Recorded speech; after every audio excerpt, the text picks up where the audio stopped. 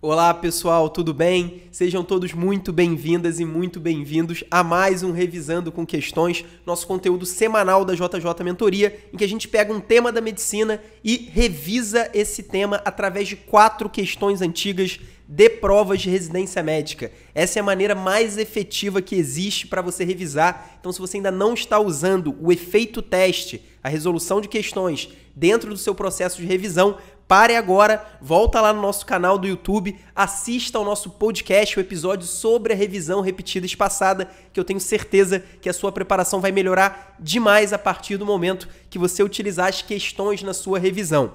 E hoje o nosso assunto é um assunto importantíssimo. A gente vai falar sobre os sangramentos da gestação, os sangramentos da gravidez, um dos assuntos mais importantes de todos da obstetrícia. Ele está dentro do primeiro grupo de maior relevância. Se você não sabe, a gente aqui da JJ Mentoria, a gente divide todos os assuntos da medicina em 4 grandes grupos e o sangramento da gestação está logo no primeiro, no grupo de relevância muito alta. Hoje a gente vai falar especificamente sobre os sangramentos da segunda metade da gestação. É um tema que não é tão difícil assim e exatamente por não ser um tema difícil, é aquele assunto que faz toda a diferença no seu resultado. Sabe por quê? Porque se você errar uma ou algumas questões sobre esse assunto, eu garanto que os seus concorrentes, aqueles concorrentes bem preparados e que de fato vão disputar as vagas de residência médica, com certeza vão acertar. Então já deixa a sua curtida, deixe o seu comentário depois de finalizar o vídeo e vamos começar a olhar as 4 questões sobre sangramentos na gestação. Então vamos começar por essa questão aqui da Unifesp, vamos dar uma olhada no enunciado.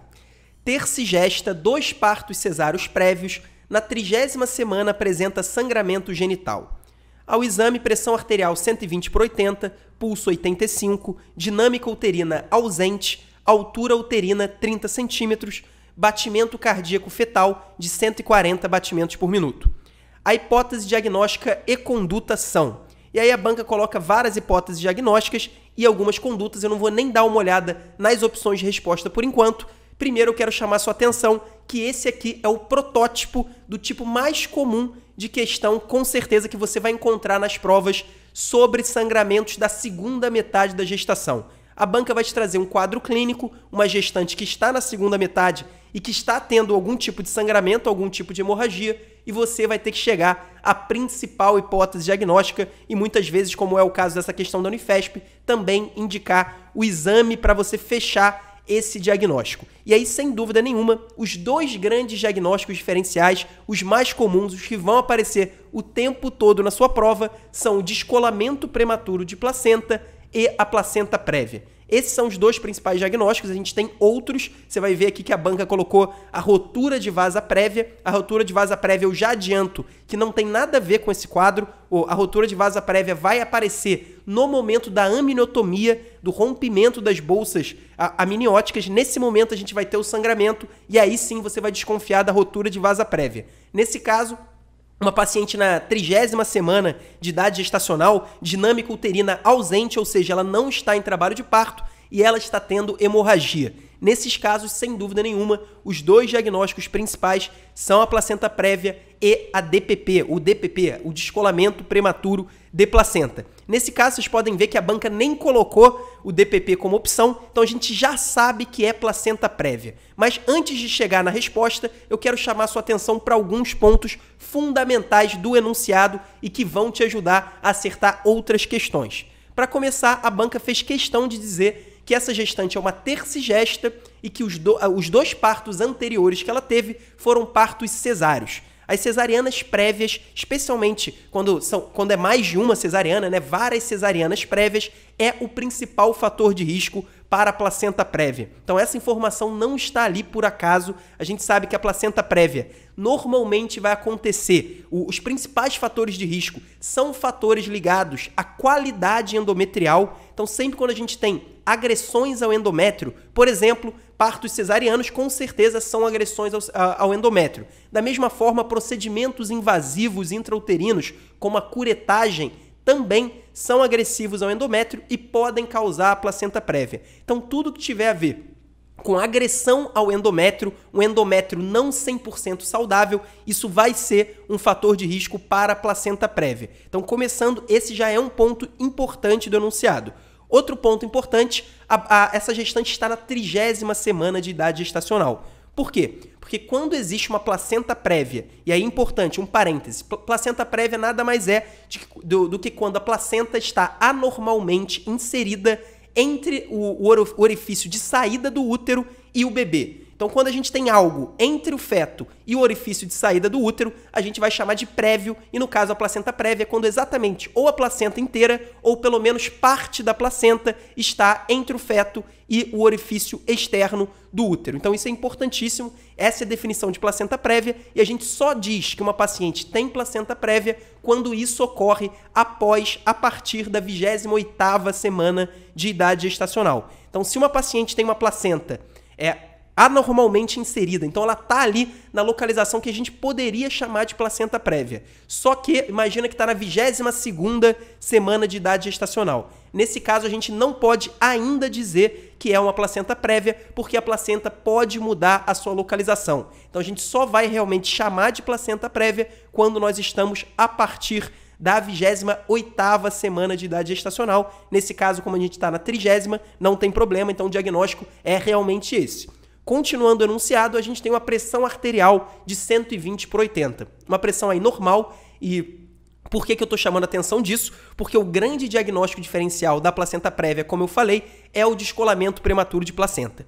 E o DPP, ele é intimamente ligado à hipertensão arterial. Esse é outro CCQ fundamental. O principal fator de risco para o DPP é a hipertensão arterial. São dois problemas que são realmente muito associados durante a gestação. Alguns autores até consideram a hipertensão arterial como um fator causal. Então, ainda mais forte do que um fator de risco, seria um fator causal para o DPP. Então, normalmente, quando a banca traz um caso de descolamento prematuro, a gestante vai ter uma pressão arterial elevada. Então, esse é um ponto importante. E assim como a pressão arterial elevada, a gente tem uma descrição que é absolutamente fundamental para você chegar ao diagnóstico de DPP na sua prova de residência, claro, na prática também, mas principalmente na sua prova de residência, que é a descrição de uma hipertonia uterina. Às vezes isso pode até aparecer como uma dor abdominal. Então, sempre que tiver dor abdominal e principalmente hipertonia uterina,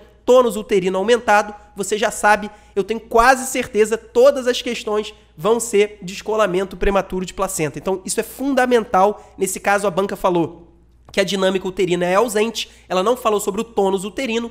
Essa omissão é muito importante para a gente chegar ao diagnóstico provável de placenta prévia e não de DPP. Isso é fundamental, você pode prestar atenção. Quase todas as questões cuja resposta é o DPP vai ter lá alguma descrição de tônus uterino aumentado. Então, eu só fiz essas comparações. Por quê? Porque as comparações, as diferenças entre a placenta prévia e o descolamento prematuro de placenta, elas vão aparecer o tempo todo na sua prova, nas suas provas de residência. As bancas adoram fazer questões através de comparações. Então, isso é muito, muito, muito importante. Então, nesse caso, a gente tem o diagnóstico de placenta prévia, pelo menos o diagnóstico provável de placenta prévia. Só que a banca também quer saber a conduta. E no caso, não é nem a conduta terapêutica, mas sim a conduta para a gente fechar o diagnóstico. Como a gente fecha, como a gente finaliza o diagnóstico de placenta prévia, é exatamente através da ultrassonografia. E aí, se você for olhar as opções, a letra C fala em placenta prévia, ultrassonografia obstétrica com complementação por via transvaginal. É exatamente essa a conduta diagnóstica da placenta prévia. A gente vai ver na próxima questão que também existe uma diferença importante entre a placenta prévia e o descolamento prematuro de placenta, no caso do diagnóstico, para você confirmar o diagnóstico. No caso da placenta prévia, é a ultrassonografia. Então, vamos já dar uma olhada nessa questão. É uma questão da Associação Médica do Paraná, uma banca importante, uma banca que tem muitas questões difíceis, questões boas. Vamos dar uma olhada no enunciado. O DPP consiste na separação da placenta normalmente inserida, e aí entre parênteses, corpo ou fundo do útero, antes da expulsão do feto em gestação de 20 ou mais semanas completas. Essa complicação foi descrita em 1775 e tem classicamente grande potencial de morbidade e mortalidade maternas e fetais. Também há maior incidência de coagulopatias, hemotransfusão, histerectomia e infecções puerperais nesses casos.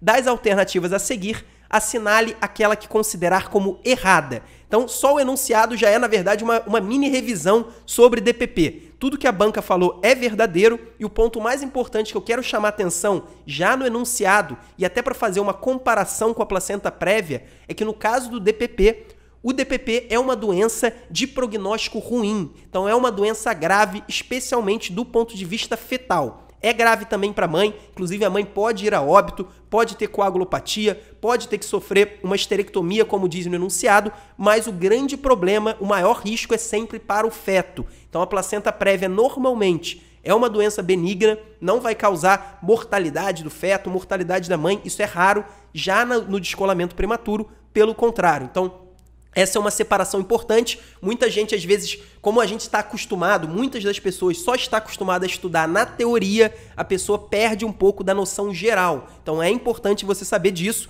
Apesar da gente ter várias semelhanças entre a placenta prévia e o DPP, especialmente o quadro clínico clássico de sangramento na segunda metade da gestação, essas são duas doenças completamente diferentes e com prognóstico completamente diferente. O DPP, sim, prognóstico ruim, já a placenta prévia tem um bom prognóstico. Agora vamos dar uma olhada então nas opções. A banca pediu para a gente escolher a opção errada, então 3 dessas 4 opções, e até um detalhe, nesse caso a questão tinha 5 opções, a gente teve que tirar uma para poder caber aqui no nosso slide, mas de qualquer jeito vamos dar uma olhada nas opções. Letra A. Nos casos de feto vivo e viável, a cesárea consiste no melhor meio para interromper a gestação. Essa letra A é muito importante, porque vocês já sabem, eu já falei isso em outros episódios do Revisando com Questões, na maioria das vezes, na dúvida, a gente sempre vai optar pelo parto vaginal. Isso é conduta padrão, a gente sempre vai optar pelo parto vaginal, a não ser que haja alguma contraindicação a isso. Então isso é muito importante, isso vale para praticamente qualquer disciplina da obstetrícia, a gente vai optar pelo parto vaginal. Já no caso do descolamento prematuro de placenta, isso muda radicalmente. Como eu falei, o DPP é uma doença grave, é uma doença que precisa quase sempre de resolução imediata da gestação, então a gente precisa interromper a gestação para o feto não ir a óbito ou até para a mãe também não ter complicações mais graves e por isso a nossa conduta padrão não é a única conduta, a gente pode fazer o parto vaginal em alguns casos, mas a conduta padrão é o parto cirúrgico, é o parto via cesárea. Isso é importantíssimo, cuidado para não se confundir. Várias outras doenças, vários outros problemas na gestação, a gente vai ter o parto vaginal como conduta padrão. Por exemplo, a hipertensão na gestação, a pré-eclâmpsia, uma doença gravíssima, a principal causa de mortalidade materna no Brasil, mas o parto, a via de parto padrão, não é a via de parto em todos os casos, mas pelo menos na teoria, se não houver nenhuma outra indicação, a via de parto é a vaginal. Já no DPP é bem diferente, então a conduta padrão vai ser o parto cesáreo, a gente só vai fazer parto vaginal se for um parto iminente. Então imagina que a paciente já está em trabalho de parto, já tem uma grande dilatação de colo uterino, a apresentação já está muito baixa, então o feto realmente já está quase saindo. Nesse caso, a gente vai sim fazer o parto vaginal e uma coisa que também confunde muita gente é que existe um conceito verdadeiro, que é a amniotomia, então o rompimento lá das membranas amnióticas, ela melhora o quadro do DPP, diminui o sangramento, diminui a chance de complicações. Então a gente faz a amniotomia, mas isso não significa que a gente vai fazer o parto vaginal. Isso é muito importante, a amniotomia é efetiva, ela melhora realmente o quadro clínico, mas isso não significa que a gente vai fazer o parto vaginal. Na maioria dos casos, a gente vai optar pelo parto cesáreo, então a letra A está correta. Vamos pular um pouco a letra B, vamos partir para a letra C. A letra C diz que o descolamento prematuro de placenta crônico pode estar presente em 20% dos casos e quando ocorrer no segundo trimestre e associar-se a oligoâmnio, o prognóstico é ruim. Então, muita gente nem sabe que poderia existir um DPP crônico, mas existe e essa opção está absolutamente correta. Então, a gente tem algumas pacientes que têm um descolamento ao longo da gestação. Então, a placenta vai descolando, normalmente nos exames de imagem a gente vai ver um hematoma retroplacentário, só que não é um hematoma retroplacentário que vai abruptamente fazer esse descolamento da placenta. Então o quadro não é um quadro igual, um quadro clássico de sangramento único, que pode até ser abundante, aquela hipertonia, aquela dor uterina e o sofrimento fetal praticamente imediato, então não é isso. é um descolamento crônico e que tudo que está ali na letra C está correto. Esse, inclusive, é um quadro incomum, é um quadro raro, não só incomum na prática médica, como também muito raro nas provas de residência médica. E aí um ponto importante, às vezes muita gente ao se deparar com uma opção como essa, às vezes a pessoa não estudou o DPP crônico e aí ela fica desesperada. Ela não sabe o que fazer, não faz a mínima ideia se a letra C está correta ou não e muita gente acaba chutando a questão por causa disso.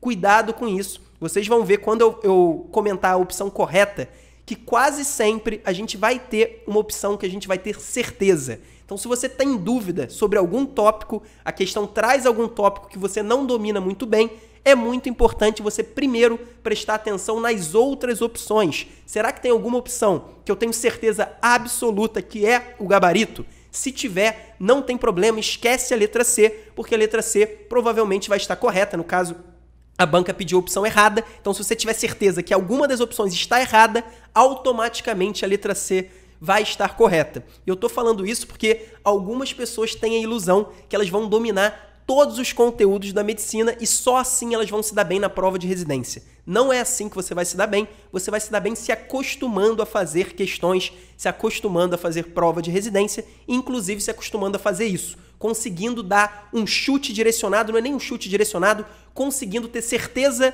da resposta de uma questão, mesmo sem dominar todos os conceitos que aparecem ali. Isso é fundamental, ninguém vai conseguir dominar todos os conteúdos da medicina. De qualquer jeito, a letra C está correta. Vamos dar uma olhada na letra D. A letra D diz: nos casos mais graves, a correção do estado hemodinâmico materno e o tratamento da coagulopatia devem ser simultâneos à conduta obstétrica. A letra D também está correta. E o que significa isso? A correção do estado hemodinâmico materno. Imagina que a mãe está hipotensa, uma mãe já entrando em choque hipovolêmico. A gente, claro, vai ter que fazer reposição volêmica, vai pedir também uma transfusão sanguínea e se o quadro for muito grave, nesse caso, claro que é, ao mesmo tempo, simultaneamente, a gente vai fazer a conduta obstétrica. E qual que é a conduta obstétrica no DPP? É exatamente a resolução da gestação, é exatamente o parto. Na grande maioria das vezes, o parto cesáreo. Então isso é importante, o DPP é uma doença grave,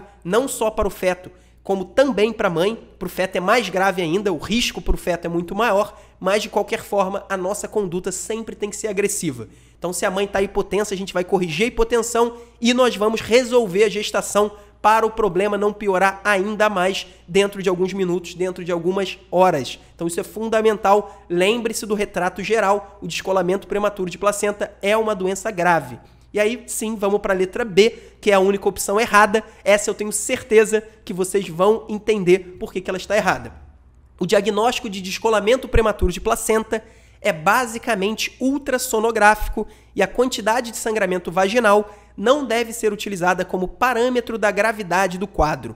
Então, pegando a letra B, a segunda parte da letra B, que diz que a quantidade do sangramento não deve ser utilizado como parâmetro para a gravidade do quadro, essa parte está absolutamente correta. Muitas vezes a gente tem um sangramento que se exterioriza de maneira leve, então você pode até achar que é apenas um sangramento leve, mas ao mesmo tempo a gente tem um grande sangramento ali na região retroplacentário. Então a gente tem um grande sangramento que não se exterioriza e pode acabar tendo um viés ao apenas analisar a hemorragia externa e não analisar a hemorragia interna. Então essa parte da opção está correta. O grande problema é exatamente sobre o diagnóstico do DPP. Lembra que eu falei na última questão que eu ia fazer uma comparação entre o diagnóstico da placenta prévia e do DPP? É exatamente isso. No caso da placenta prévia, o diagnóstico é fechado, é finalizado com uma ultrassonografia.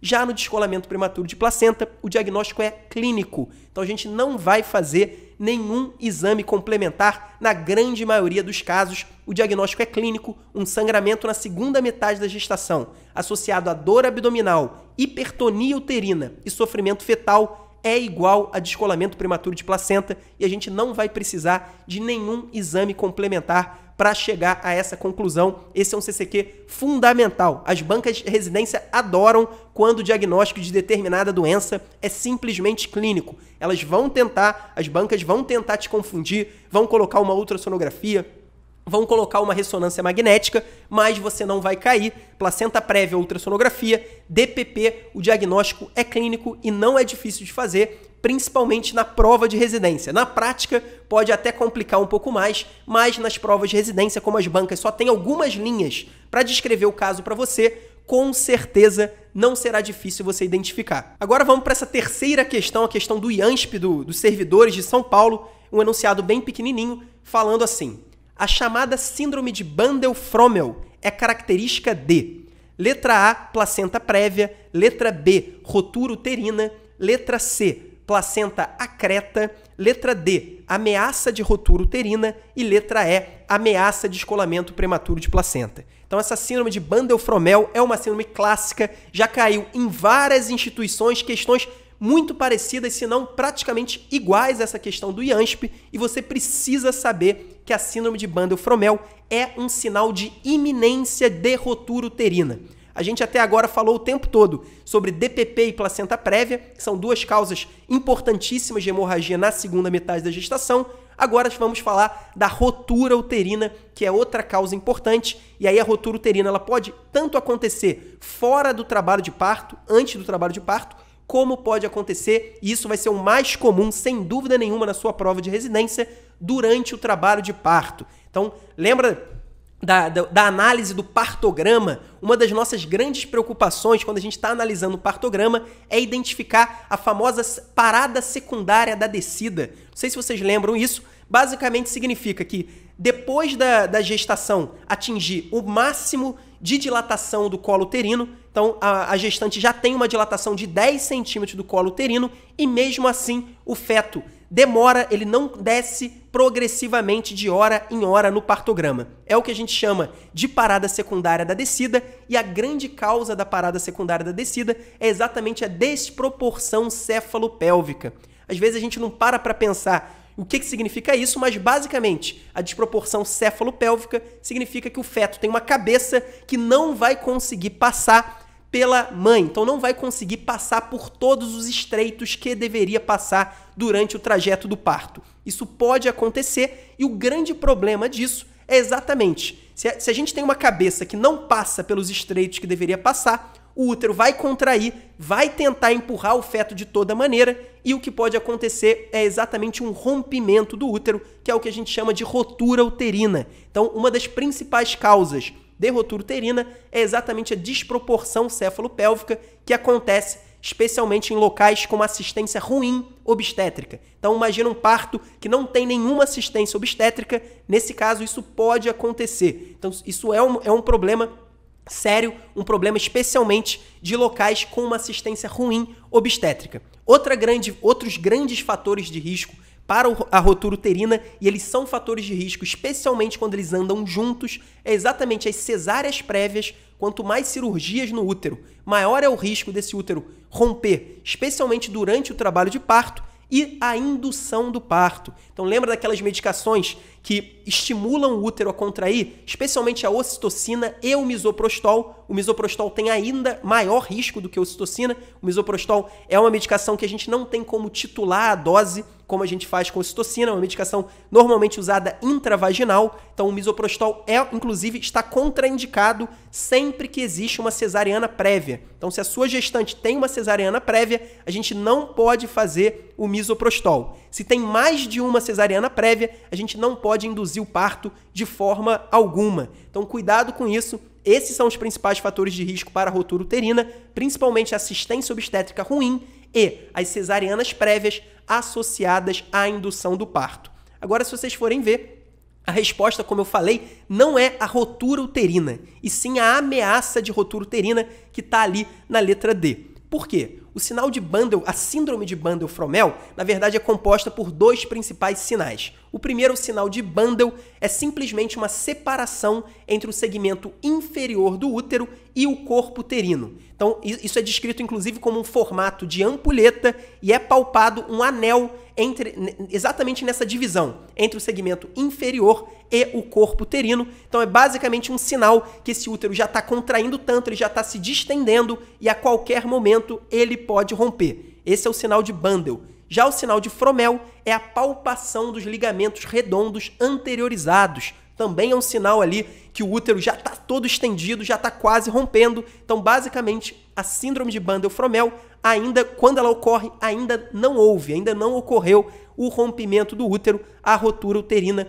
propriamente dita. Então, cuidado com as pegadinhas. Agora, quais são os sinais de uma rotura uterina que já aconteceu, que é o que a gente chama de rotura consumada? Basicamente, existem dois grandes sinais que podem aparecer na sua prova. O primeiro é o sinal de Clark, que nada mais é do que um enfisema subcutâneo abdominal. Então, imagina se o útero rompeu, o ar que entra na vagina vai acabar entrando também no território subcutâneo do abdômen. Então, a gente vai ter ar no território subcutâneo, é o que a gente chama de enfisema subcutâneo, é um sinal de rotura uterina consumada. E o outro, que é o mais clássico de todos, é o sinal de Reesens, que nada mais é do que quando o útero rompe. Então imagina que a gente está durante o parto, o útero está fazendo toda a força para o feto sair e no momento da rotura uterina, esse feto que já estava quase lá embaixo, ele sobe. É o que a gente chama de subida da apresentação. Então, se antes ele estava lá no plano Deli mais 3, não sei se vocês lembram dos planos de Deli,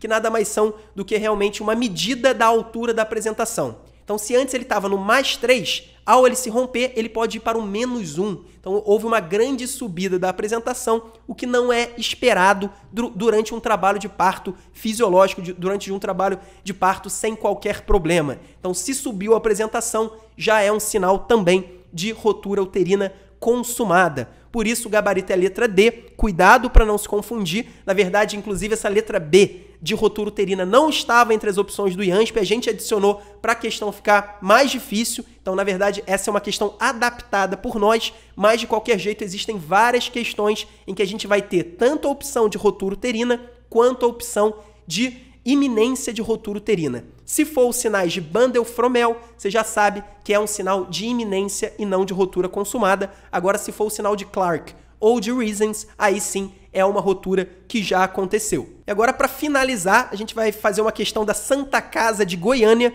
Vamos dar uma olhada no enunciado. Gestante, 38 anos de idade, G4, P3, 3 partos normais, fumante em trabalho de parto, apresenta sangramento vaginal importante. Após amniotomia, percebe-se hemoâmnio. O tônus uterino e a frequência cardíaca fetal não se alteraram em momento algum.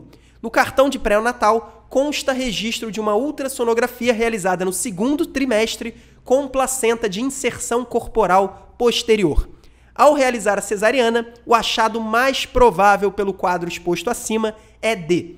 Letra A, ruptura do seio marginal.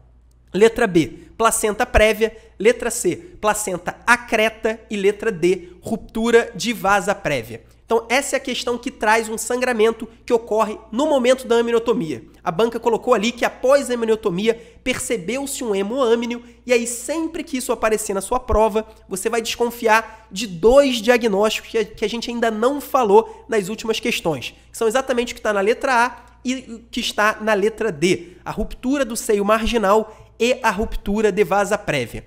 Claro que poderia ser um descolamento prematuro de placenta, o DPP também pode ter o hemoâmnio após a amniotomia, mas a banca fez questão de dizer que o tônus uterino é normal. Então a gente com tônus uterino normal, com certeza não é DPP, e na verdade a DPP nem estava entre os diagnósticos colocados ali pela banca. Da mesma forma, placenta prévia, nós também não temos nenhum indicativo de placenta prévia. Inclusive, a banca falou que numa ultrassonografia no 2º trimestre, a placenta estava inserida no corpo do útero.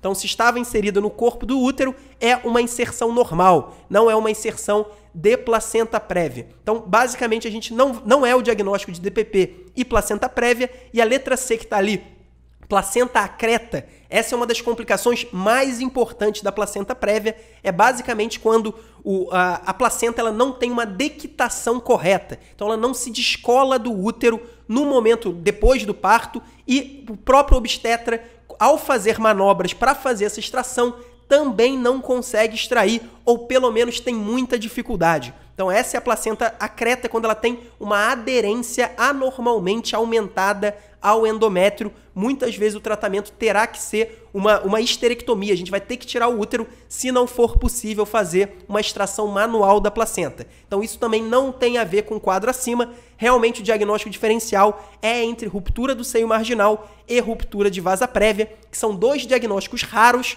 tanto na prática quanto na prova de residência. Agora você não vai precisar saber em detalhes esses assuntos para acertar praticamente, se não todas as questões que cobrarem a ruptura do seio marginal ou a ruptura de vasa prévia. Por quê? Porque basicamente é o seguinte: se houver um sangramento no momento da aminotomia associado a um sofrimento fetal grave, nesse caso pode ter certeza é uma ruptura de vasa prévia. Por que isso acontece? Porque no caso da ruptura de vasa prévia, o sangue que sai, o sangue que é perdido naquele momento, é um sangue do feto. E, obviamente, o feto tem um volume sanguíneo muito pequeno e qualquer tipo de hemorragia pode levar a um sofrimento, qualquer tipo de hemorragia é potencialmente grave no feto. Então, se for uma ruptura de vasa prévia, no momento da aminotomia vai ter o sangramento e o feto rapidamente vai entrar em sofrimento fetal. Nesse caso, a banca fez questão de dizer que não houve sofrimento fetal.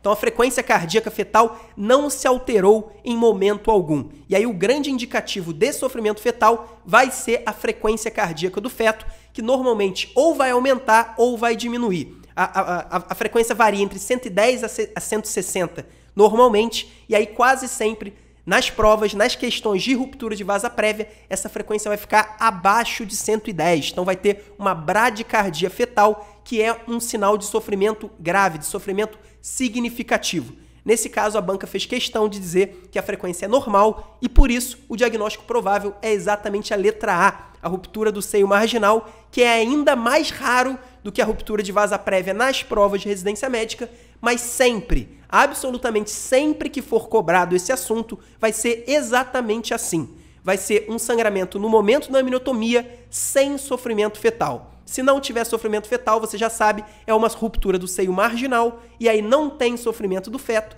exatamente porque o sangue perdido é o sangue da mãe e não o sangue do feto. Então, basicamente, a ruptura do seio marginal é uma patologia, um problema totalmente benigno, autolimitado, muito diferente da ruptura de vasa prévia, que pode, inclusive, evoluir com óbito fetal. Bom, pessoal, essas foram as 4 questões de hoje sobre os sangramentos da segunda metade da gestação. Eu tenho certeza que se você prestou atenção e se você ainda não memorizou, basta assistir de novo o vídeo. Eu tenho certeza que se você dominar todos os conceitos que a gente falou nessas 4 questões, você vai acertar simplesmente praticamente todas as questões sobre as hemorragias da gestação da segunda metade. Não é difícil, mas é um tema obrigatório. Um abraço e até a próxima semana.